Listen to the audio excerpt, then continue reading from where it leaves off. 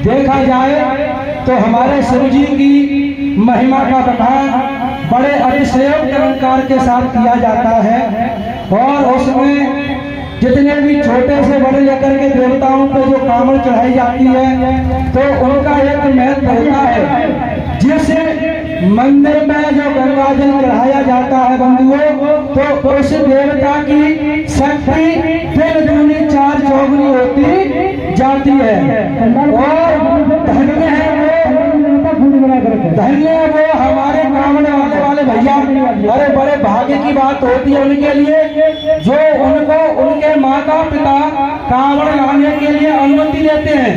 और उससे भी सौभाग्य की बात क्या होती है कि वे स्वयं अपने परिवार को छोड़ करके कोई गंगा जी जाता है, कोई हरिद्वार जाता है, जहाँ से लाते हो। और परंतु उससे परम सौभाग्य की बात क्या होती बंधुओं कि जैसे कि हमारे भैया लंगर लगा रहे हैं और कांवड़ वाले भैया जा रहे हैं तो उनकी सेवा करना एक अतिथि देवो भव।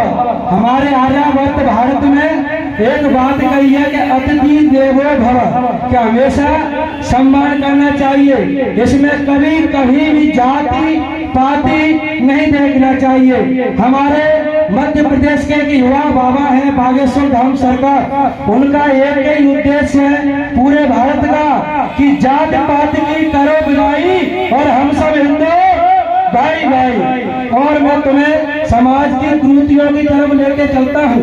हमारी समाज में, आपकी समाज में एक ऐसी कुरीतियां फैल रही हैं जैसे कि दिन प्रतिदिन हमको अलग अलग घटना मिल रही है, जैसे कि फ्रिज में, कोई ड्रम में। तो मैं तुमको आगाह करना चाहता हूँ बंधुओं, यदि हमारे घर में बहन बेटी है और उनके पास स्मार्टफोन है तो उनका पासवर्ड कभी पर्सनल नहीं होना चाहिए, न कि ऑफिशियल होना चाहिए, जैसे कि हमें उनका पता चल सके कि हमारी बहन बेटी क्या कर रही है, आखिरकार फोन किस चीज के लिए यूज किया जा रहा है। मैं मानता हूँ फोन हमेशा घर में यूज करने के लिए होता है, लेकिन आजकल के लोग, हमारी बहन बेटियां उसका दुरुपयोग कर रही हैं, कछु तक हमारे भाई बंधु भी हैं। लेकिन मैं उनसे यही कहूँगा कि आप हमेशा ईश्वर की भक्ति करोगे तो शक्ति मिलेगी, और शक्ति मिलेगी तो तुम्हें बुद्धि मिलेगी। इसलिए कहती है कि दीन कहता है बंधुओं कि दीन कहे धनवान सुखी, और धनवान कहता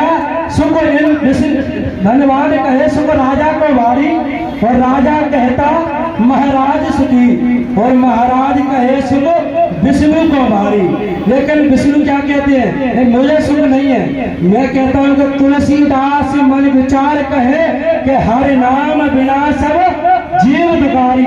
तो बंधुओं आप ये परोपकार कर रहे हैं, सत्कर्म कर रहे हैं। हमारे आर्यावर्त भारत में अभी ये सनातनी प्रक्रिया चल रही है। मेन चीज कावड़ होती है कंधा वाली, लेकिन कुछ लोग अभी कावड़ दौड़ लगाती हो जाती है, लेकिन उसको देखना थोड़ा कठिन है, क्योंकि उसमें वो दौड़ लगाते हैं तो कहीं न कहीं टच होने की संभावना रहती है। लेकिन हमारे पूर्वांचल से बताई गई है कि जैसे कि श्रवण कुमार अपनी माता और पिता उद्यालकों को उसको कंधा पे लेकर के लेके जाते थे, तो वही कावड़ सर्वोपरि मानी गई है। अभी हमारे भैया ये जसूपुरा के गुर्जर समाज के लोग हैं, धन्य इनके लिए, और अन्य समाज के भैया पता नहीं कौन कौन समाज के हो, लेकिन जसूपुरा मनिया की तहसील में आता है और वहाँ दिन प्रतिदिन ऐसी रोज कायदे कावड़ आती है। और वहाँ धौलपुर में अध्यक्ष मंदिर है, अभी वहाँ के कुछ त्यागी लोग हैं 121 किलोमीटर कावड़ ला रहे हैं। तो बंधुओं आप हमेशा मैंने कहा है और बातों में ध्यान चलिए,